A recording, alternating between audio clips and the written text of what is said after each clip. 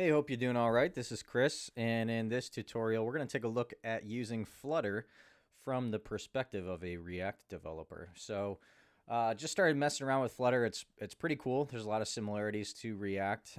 If you're not familiar with React or with Flutter, this video is still perfectly okay for you to watch. I will just be making some analogies to my experience with React as I go along. The first thing that we're going to want to do is get everything set up and installed. I'm not going to go through everything in detail. The documentation on Flutter's website is pretty solid, but I'll point you in the right direction. So I'm on Windows, but they've got everything else here. If you're on Windows, make sure that you meet the requirements here. It says to grab PowerShell and Git. I don't think you necessarily need either of these. Git if you're wanting to use version control, so just like establishing little save checkpoints for your project. But I don't think either of these are actually necessary, but they are helpful. Then you'll go ahead and download the zip file and then extract it. The one thing that can be a little bit tricky is updating your path. So if you're on Windows, what you can do is go to the Start menu and just type in var, V-A-R, and then in Environment Variables down here. So it takes you to Advanced Environment Variables. I've already got a path set up. And so for this, all you need to do is, assuming you have a path, and I'll show you if you don't, click on New, and then just pay attention when you download and extract that zip file where it's dumping this Flutter folder. So mine was in Documents, and then Flutter Windows 2.0.5, and then in Flutter, we've got this bin folder here. I'm right-clicking and clicking on Properties, and then I'm just going to copy this whole path. And then in my environment variables here, I can just paste this. And then we see that it also needs to point to the this bin folder. So I can just add a /flutter/bin. I'm not going to do that because I already have this in my path. And then if you don't have a path set up, then you can just create a new one, call it path, and then just paste in your value here for that path that we just looked at. It's a little bit different on Mac, but you can, and Linux, but you can follow along with the documentation. The other thing that you'll need is Android Studio. Android Studio also has some pretty good documentation. If you're on Mac, you're also welcome to follow along with Xcode. I say you need those. It's not 100% true, but I like using them because they both have emulators, so little like virtual devices, so you can see what it would look like on a phone. If you have Android Studio already set up, then you'll see a screen that looks something like this. You can use Android Studio as your code editor. I'm actually going to be using Visual Studio Code for this, but this should be fine enough to follow along with any code editor. And so what you'll want to do if you don't have one yet is in this Configure menu, go to AVD Manager, and this is your virtual device manager. And so you can create a new virtual device. One thing in your, let's see, in your SDK manager, you'll want to make sure that you have at least one version of Android downloaded and installed. I've got the 11.0, which appears to be the latest stable version in Android Studio. And then from there, you can create a new virtual device. So I've already got a Pixel 4. Let's do a Pixel 4 XL. So I click on Next. I can use one of the Android versions that I've already got downloaded, or I can download a new one. So I'll just stick with R. And then we can leave all the default settings. It does say to change your graphics. Oh, this before didn't actually give me this option. So I just actually left it on automatic and it was fine. In the Flutter documentation, it did say to update your graphics for hardware acceleration, but I left it on automatic and it was fine. So if you get that option, sweet. If not, you can leave it on automatic and then just hit finish. And now you've got a new virtual device. So I'm actually going to be using the Pixel 4 instead, and I've actually already got that running. So I'm just going to close this out. And now we should be good to go. So if you have Visual Studio Code, you can open that up. If you have a little terminal window, you can open that up. Either way is fine. But you're going to want to grab a terminal window, and we're going to create a new project. So I have my emulator here. I'm in my tutorials folder. I've already got Flutter installed and everything, so this is assuming that you have it installed as well. And so now we can use the Flutter commands. So do Flutter create, and then following along with the documentation on the writing your first Flutter app on the Flutter docs. I'm going to be following along with that, kind of adding some little tips and tweaks here along the way. But if you want to follow along with the text version, you can check that out as well. So startup namer. Notice I use an underscore here. If you use a dash or I think even camel case, you'll get an error. So if you're naming a project in Flutter with a multi-word name, then just make sure you use underscores.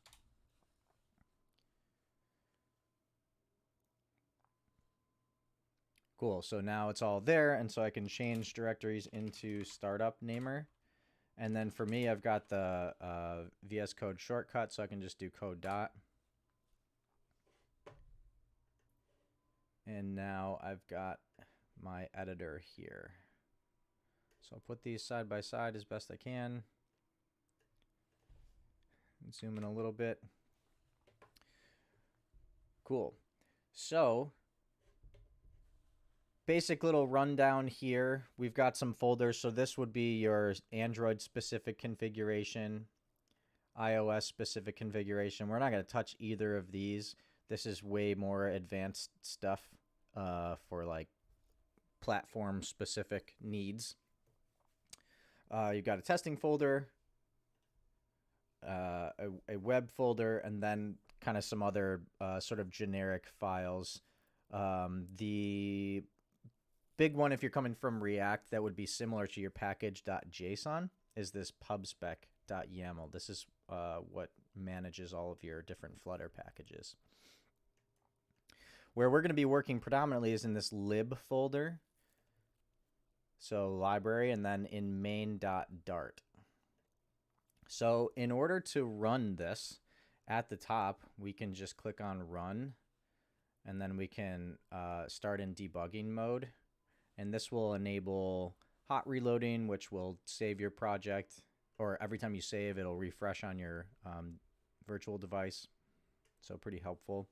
The first time this runs, or excuse me, the first time this builds, it might take a little while. That's fine, but then once you start actually working in the project, then hot reload is a pretty nice feature, and it's pretty quick to develop. All right, so now we are in our Flutter project. This is the boilerplate that we get. So this would be similar to your, welcome to React, and it has the React spinning logo thing. And so we can push buttons, and great stuff happens. We're actually going to delete all of this. So I'm going to select all of it and delete. And we are going to start from scratch. So at the top, similar to React, actually in newer versions of React, you don't have to import React anymore. But if you're used to the import React from React, you will be getting used to import package Flutter /material.dart.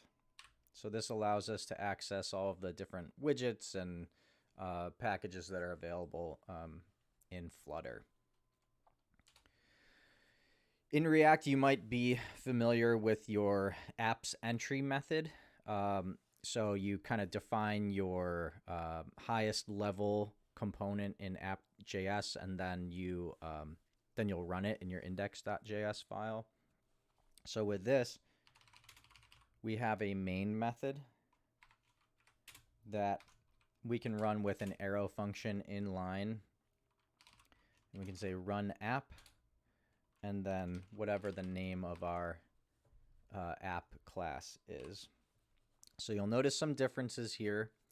We do have a typed function here, so we're returning void. And this run app method is what Flutter uses to run your app. And then my app has this squiggly underline here because we haven't defined it yet. But this is the way that you'll actually start your Flutter app. And then for now, it sounds like Flutter is starting to adopt hooks, but for the time being has a class-based structure. So if you're familiar with class components in React, sweet, this will start to look kind of familiar. If not, no worries. So we've got my app extends stateless widget. So here we've got the kind of bundled widget here, a stateless widget. You can think of this as a stateless functional component, so it will not be updating any state.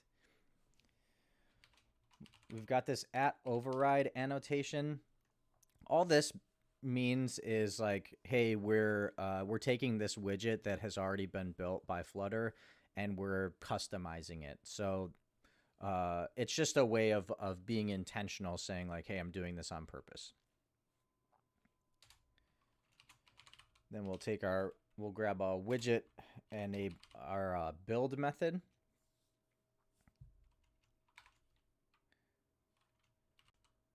And it takes build context type, and we can call this whatever we want. I'll call it context. You can say CTX, whatever. This basically just lets Flutter know where this widget is in the widget tree. So a couple things going on here. This build method is similar to the render method in React, where everything inside of here is like what you're telling it to render on the screen. And then widgets. Widgets are pretty similar to components in React. So everything in Flutter is a widget. And then there's a widget tree, and you can pass down data and modify widgets based on parent widgets and things like that. So pretty analogous to components in React. So now we can actually return something so it'll render on the screen. So we will return, we'll use the material app component, or excuse me, widget. We'll give it a title. Welcome to Flutter. And then our home. So Flutter gives us this nice scaffold widget, which helps us build out a variety of different things, but it gives us kind of a neat sort of top to bottom layout. And then notice in VS Code, one thing, so if you're not seeing this is my mistake. I should have remembered this. So if you're not seeing these extra like cool little things here, in extensions, there is a Flutter extension that you can install, and then you might have to restart VS Code. And then that's what's giving me these little shortcuts. My apologies for forgetting to show that at the beginning. So now that we've got that installed, we can scaffold out our project. And so I'm on Windows, if I hit Control Space, I can see all of these different little options on scaffold. And a lot of these are little kind of like widgets that can be added to your project. So inside of scaffold, we're going to make an app bar. That app bar is going to use the app bar widget. And then we can give it a title. And we can say text, welcome to Flutter. Additionally, we can give it a body. We're going to use the center widget. If you're familiar with CSS, center is similar to using the entire device height and width, and then setting display flex, and then justify center and align items center. So this center widget takes a child. That child, we can give it some text and say hello world. Notice that this this text here is also a widget, and then it just takes this string argument here, this hello world. It also has some other options, which we'll get into later. VS Code has given me this nice highlight saying I'm missing something. I expected to find a semicolon. So with Dart, semicolons are required in certain places. So now if I save this, I've got that nice hot reload, welcome to Flutter in my app bar, and I've got my hello world text down below. So quick recap to where we're at so far. First thing, we're importing this material.dart Flutter package to make sure that we can use all of the nice material stuff that we get out of the box. We're running our application, our top level widget or component here, and we're calling it as my app using the run app method. We're creating a my app stateless widget here as a class. Override just says, hey, we're customizing some stuff here.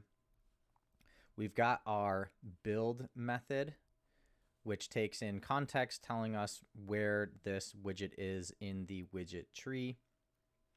And then we're returning a material app widget, which takes a couple of pieces where we've got our title, which is just the title of our application, and then our home, which takes a scaffold widget. And scaffold provides us with a couple of things. We utilize the app bar and the body. So let's go ahead and continue. I mentioned the pubspec.yaml file. That is kind of similar to our package.json. The process is a little bit different for adding a new package. So if we go to our dependencies list here, we can beneath Flutter, and making sure that we're on the same line as Flutter, we can type in English _words, and then the little caret 4.0.0. We can hit save. Notice that Cupertino icons also got added down here. And that's for, we're not going to get into that in this particular video, but that is for being able to design your application with like iOS specific widgets. I have a typo here. This should be English words. And then I'm going to do Control-Shift-P to bring up the this actions bar in VS Code here. And then I'm going to type in pub get packages is what I'm going to click on. And this will install our packages for us. So instead of running like an npm install, you just manually put it in and then do a pub install, or get packages, excuse me. So we can close that out. And now we'll be able to use that package. So up at the top, we're going to import it. And we'll do package English _words, English words.dart, and close it off with a semicolon. It's giving us this highlight because we haven't used it yet, but we will. So in our stateless widget, inside of our build method, we're going to define a new variable with final. We'll call it word pair. And it's going to use this word pair method from English Words. And it's got a random method on it, or excuse me, word pair class, and we're going to use this random method. So what's going on here? Final is a way to declare a variable that is not going to change. It is going to be set at runtime. So your application will build, and once this word pair is set and it actually runs for the first time, then now I've got this variable locked in. One other tweak that we're going to make is inside of our body child text widget, we are going to replace hello world with our word pair variable, and we can set it as Pascal case. So now if we save, we get this little random word pair. If I enter some spaces and hit save again, it'll hot reload, and now I've got a new set. Cool.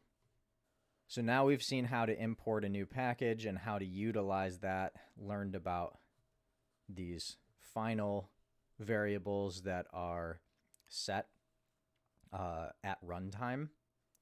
Next thing we're going to do is see how to utilize some basic state. So far, we have been using a stateless widget that doesn't update at all. We're going to now implement a stateful widget and see how to update state. So similar to React, we could create a new file and import it and utilize it that way. For the purposes of this tutorial, to keep it a little bit more simple, we're just going to do it in the same file. And so, again, assuming that you have the Flutter extension installed in VS Code, you can start typing STFL, and you can see stateful widget pops up. So if I hit enter, now it's giving me this nice kind of scaffolded out stateful widget, and I just need to give it a name. So I'm going to do random words, and it had highlighted everywhere that I needed to enter that.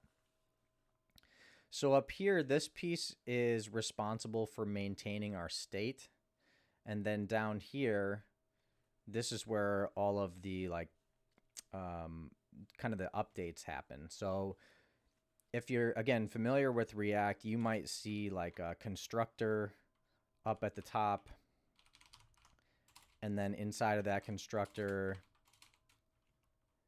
you've got your state and everything like that, and then you've got some like methods down below, you know, on change and whatever else. All that stuff kind of goes up at the top, and then you've got your render method with all of your content down below. These stateful widgets are structured pretty similarly. So let's take a look at how it works. So inside of our build method, we're going to get rid of container. We're going to create our word pair final variable, and that auto-corrected to capital W for me. Make sure it's lowercase, so camel case, word pair. We'll set this to word pair.random. And then we're going to return that word pair.asPascal case. And so now you might be thinking, hey, didn't we already do that? You're exactly right, we did.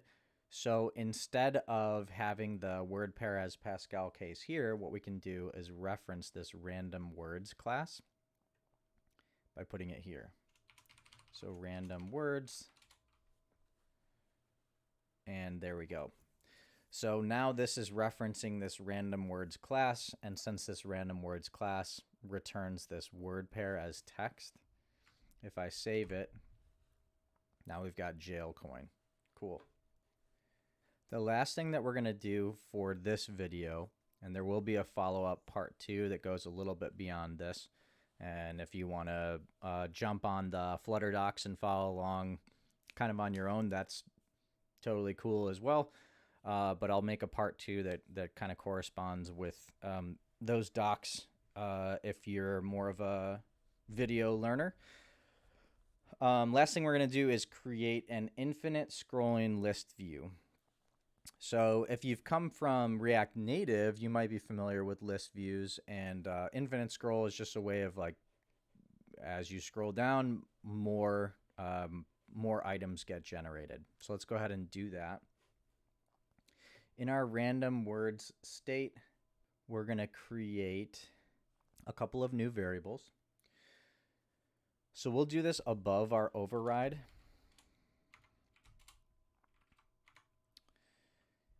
And what we'll do is we'll say final underscore suggestions.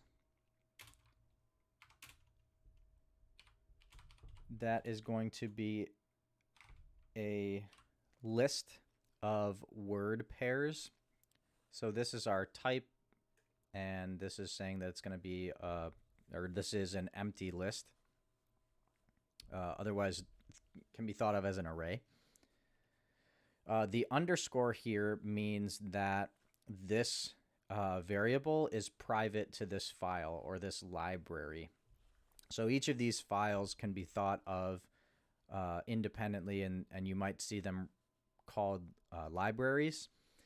So this just means that, like, you know, if I'm the only person working on this, then I should probably have a good idea of what variables are used where. But if this project gets big, or if I start working with other people on it, then I might want to set certain variables to private to their own file so that they don't accidentally get referenced or overwritten or whatever in other files. If you wanted to make it public, you just leave it like that. But we're going to do an underscore to make it private to this library. And then we're going to have another variable called bigger font.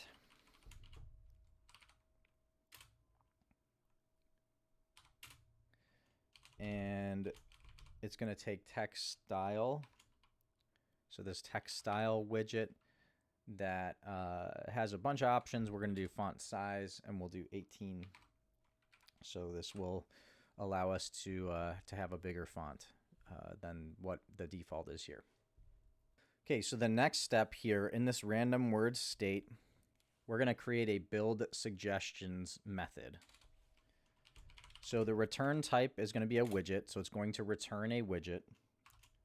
The name of our method is going to be called build suggestions, and it's going to be private to this library. It's going to return a list view component, or widget, excuse me.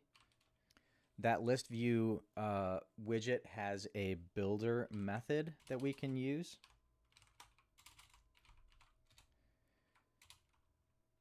And so inside of our builder, we'll give it some instructions. So first, we're going to give some padding to our list view items. So we'll say edge insets dot all 16. If you're ever curious about what's going on with some of these different widgets, VS Code, you can hover over them and it'll give you some kind of tips about that specific widget. You can also, I'm on, again, Windows, I can control click and it'll take me inside of the actual class itself, and we can see a bit more specific of a view of like how this is working under the hood. So that's just some basic styling. So now to get into a little bit more logic, this builder has an item builder on it. It's going to have build context, which we can call context here, and then an index. That index is an integer, so we can give it that type there.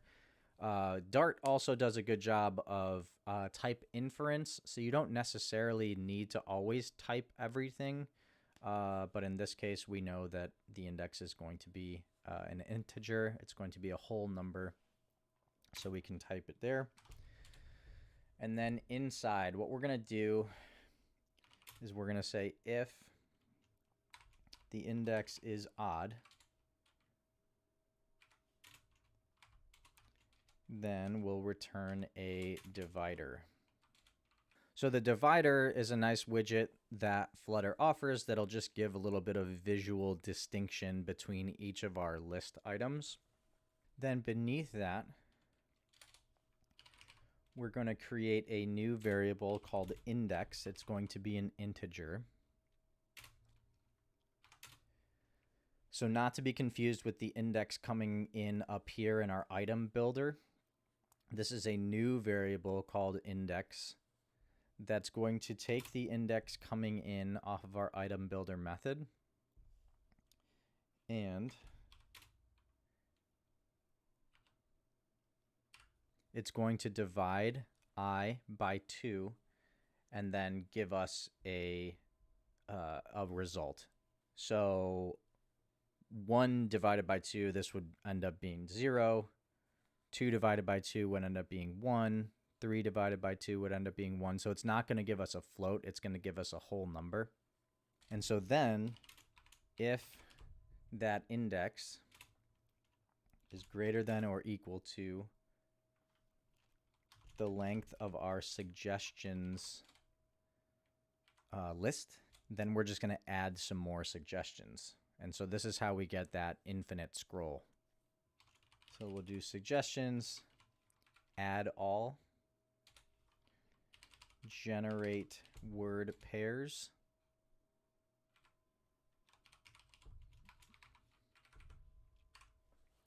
so what this is going to do for us is if that index is greater than or equal to the amount of suggestions that we currently have in state, which we haven't set yet, it's currently an empty array, then what it'll do is it'll add 10 more word pairs. And then beneath this, we need to return something from our item builder.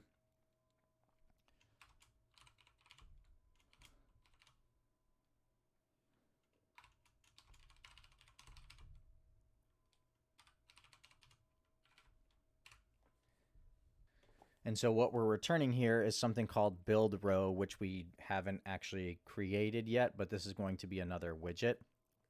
And this widget class will accept a suggestion at a given index.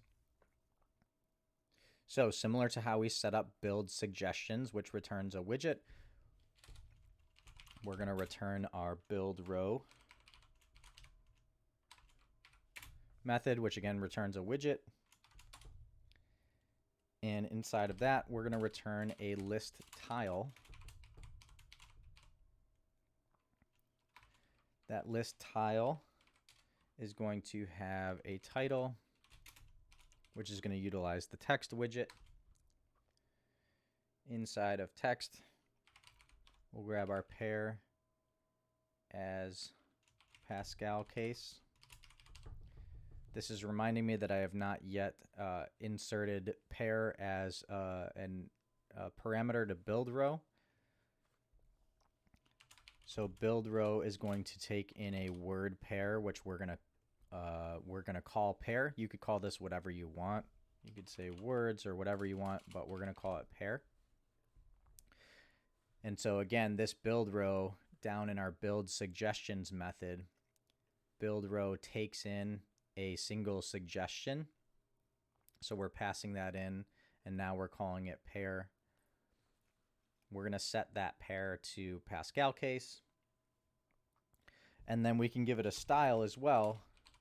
In our text widget, we can say style, and we'll utilize that bigger font. So now we have our build row, which is going to give us each of our individual word pairs in a nice row. We have our build suggestions, which is going to generate 10 word pairs each time it's called. And so now what we can do is actually get rid of what we're calling in this random words build method. So we can delete this, and instead of calling it directly, we can return a scaffold. And inside of that scaffold, we can do our app bar. And you might be thinking, don't we have this already? Yes, we do. We have it above, but we're going to make some tweaks up here so that we're not calling it directly in the My App top level widget. So down here in app bar, we're going to use the app bar widget. The title is going to be startup name generator. Oh, this title text needs to be wrapped in a text widget. That's why I'm getting that error, because title can't just directly take a string. And then our body outside of app bar, our body is going to call that build suggestions method. So we have all this stuff being built, but there's no way of actually seeing this yet because this random words widget is not yet being used. So all we need to do is in My App, update the home to, instead of use this scaffold, we can delete all of this, and we can use our random words class. That needs a comma. Oh, I deleted something incorrectly, so I'm going to undo this real quick. So our scaffold, okay, so our material app actually closes with these blue parentheses. So this yellow one inside, I'm going to delete my scaffold, and now I can use my random words. And now if I hit save, now I've got this nice list. I can delete this word pair because that's being used elsewhere. So now if I scroll down, I can scroll infinitely, and behind the scenes, this build suggestions method is being called and just continuing to generate more and more list suggestions. So that was a lot to take in, but a quick recap of everything that we did. So at the start, we import our material Dart Flutter package so that we can build our application. We call this run app method inside from our top level main method. Inside of it, we're going to run our top level parent widget, which we called My App. My App is initially a stateless widget, which has a build method. And we did some work along the way to kind of simplify things, but we gave our app a title, and then we utilized another widget to set our home, which is everything that renders on the screen. Then we built a random words class or widget, which used state. So it had a separate piece, one that kind of keeps track of all the state stuff internally, and then the other where we're declaring everything. We learned about private variables, which are set at runtime with this final keyword. And then we created a couple of different methods where we're building rows and utilizing list tiles, and then updating our suggestions along the way as well with this build suggestions method, and then learning how to refactor the kind of entire application by utilizing pieces of different widgets and restructuring, similar to how you would in React with your component hierarchy. So again, a lot to take in, but this is also pretty basic as well. We are going to move forward in part 2 with a couple of tweaks to make this a little bit more advanced. So thanks for sticking around in this one. Definitely with this, if you have questions, definitely ask them in the comments. If you have suggestions as well, like if you're deep into the Flutter realm, then leave them down below, because I'm sure people have questions. Since Flutter is relatively new, this is definitely newer to me as well, but it seems awesome. I really enjoy working with it, and I'm excited to put out some new videos that are covering Flutter as well. So thanks again, and I'll see you next time.